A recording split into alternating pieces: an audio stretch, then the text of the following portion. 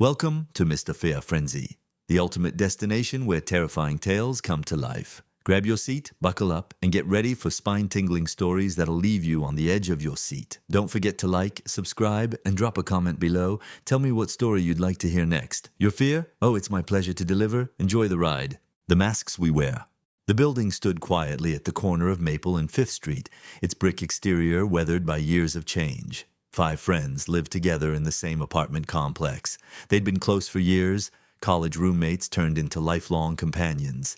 It was an easy bond, forged through shared experiences, mutual respect, and the kind of familiarity that only time could build. At the heart of the group was Greg Malden, a tall, middle-aged man with dark hair and a calm demeanor. On the surface, he was a professor, a man of logic and reason. His colleagues admired him, and his students respected him for his insightful lectures.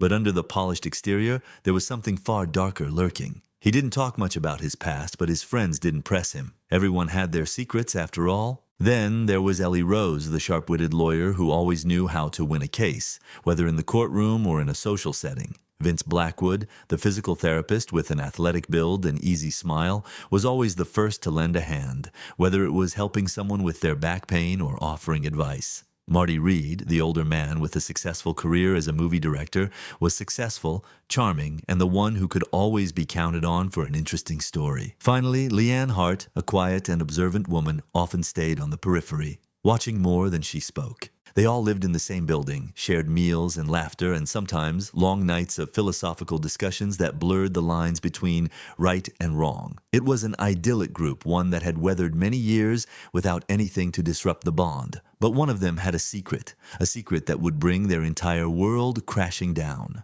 Greg's life wasn't what it seemed. In fact, nothing about him was what it seemed. For years, he had carefully crafted an alternate life, a world where he could wear different faces and commit unspeakable acts. He had become an expert at it. Murder, disguise, manipulation.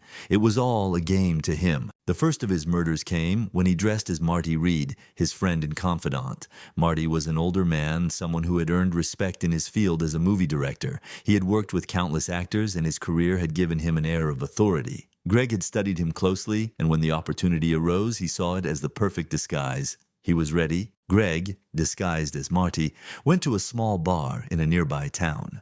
He had done his homework, carefully studying his mannerisms, his speech patterns. He sat at the bar, where he caught the eye of a woman who seemed fascinated by his career.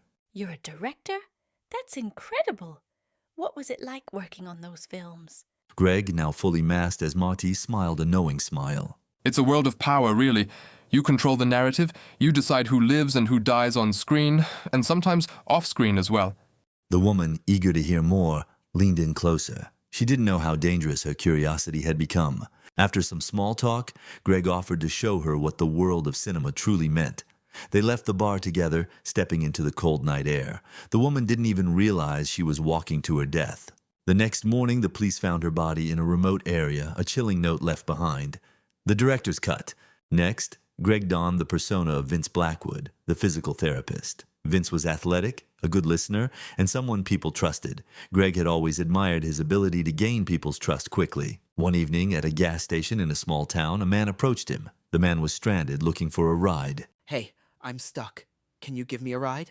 Greg, now as Vince, smiled and agreed, offering the man the kindness he was known for. But as the man got into the car, Greg's eyes darkened. It wasn't just a ride he was offering, it was an end. The car sped down the lonely highway, the man chatting away, unaware that his life was about to end.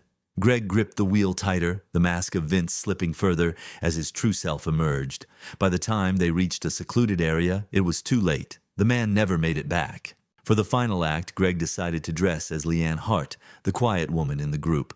Leanne was always an enigma, a woman of few words, but when she spoke, people listened. Greg had studied her, the way she moved, the way she interacted with others. He was ready. One night at a bar, he caught the eye of a man seated alone. Greg, in Leanne's disguise, sat down beside him. You're a lawyer, right? That's so interesting.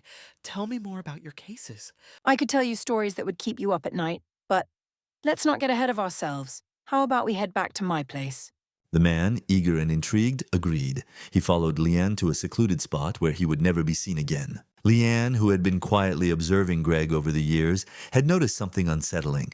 There was a coldness to him, something that felt off. One day, she witnessed one of his murders.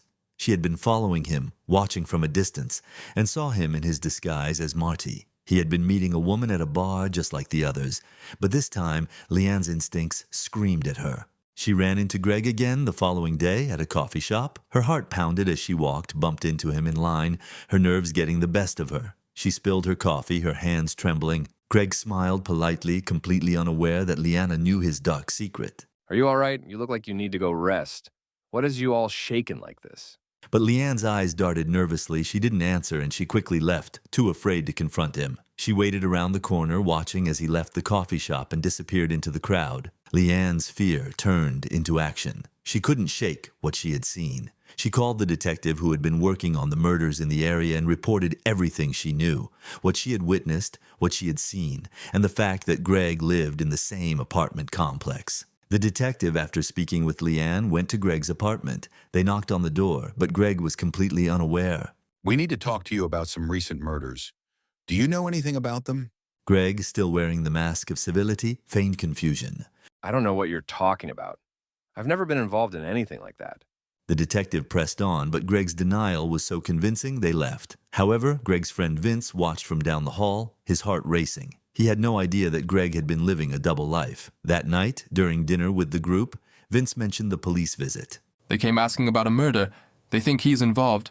The others listened, puzzled, but Greg was convincing enough to leave them doubting what Vince was saying too, and Leanna, still shaken from what she chose not to attend the dinner. But something about the way he looked when the police visited Greg's house made Vince's blood run cold. Later that night, Greg showed up at Vince's door, dressed as Leanne, the one person Vince trusted. When Vince opened the door, Greg tried to kill him just like the others. But Vince fought back. The two men struggled fiercely, the sound of grunts and the crash of furniture filling the room. Someone heard the noise and burst in, calling the police. When the police arrived, they arrested Greg, finding the truth in his apartment. A detailed memoir of his crimes, complete with photographs of each murder, a list of cities, and most chilling of all, disguises of all his friends was found. Each disguise meticulously crafted, each murder carefully planned. The detectives pieced it together. Greg had dressed as his friends, Marty, Vince, Leanne, and killed with no remorse. The evidence was damning. Leanne stared at the man she had once considered a friend, her heart heavy with the knowledge that she had been living next door to a murderer for years. The group, shattered, would never be the same. Greg had worn the masks of many, but in the end, his true face was revealed. How well do you know your friends?